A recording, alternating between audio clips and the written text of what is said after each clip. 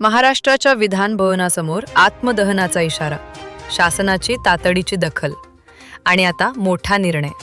अखेर समस्त मांगगारुडी समाजाच्या लढ्याला मोठे यश मिळाले आहे.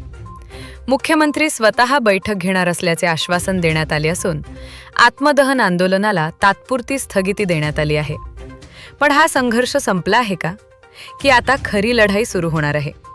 संपूर्ण माहिती जाणून घेण्यासाठी हा व्हिडिओ शेवटपर्यंत नक्की पहा. नमस्कार, आपण पाहत आहात निर्भीड जनता न्यूज, सत्याची निर्भीड जाणीव.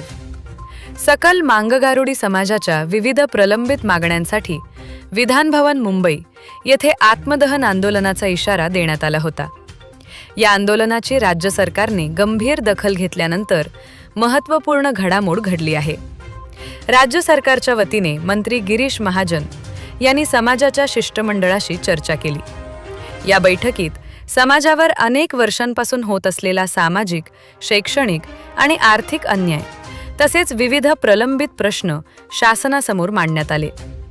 या चर्चेनंतर येत्या 15 दिवसांच्या आत मुख्यमंत्री महोदयांसोबत समाजाच्या शिष्टमंडळाची बैठक आयोजित करण्यात येईल, असे आश्वासन देण्यात आले आहे.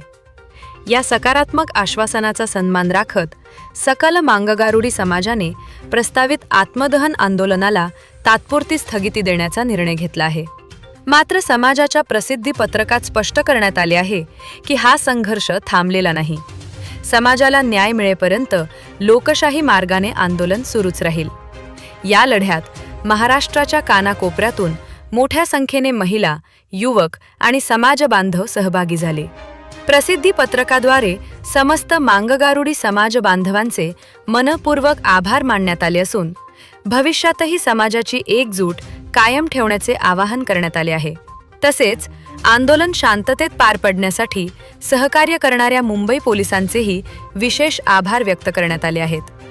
आता सर्वांच्या नजरा येत्या 15 दिवसात होणाऱ्या मुख्यमंत्री आणि समाजाच्या शिष्टमंडळाच्या बैठकीकडे लागल्या आहेत. या बैठकीत समाजाच्या मागण्यांवर ठोस निर्णय होतो का, याकडे संपूर्ण महाराष्ट्राचे लक्ष असणार आहे. या बैठकीतून समाजाला न्याय मिळणार का?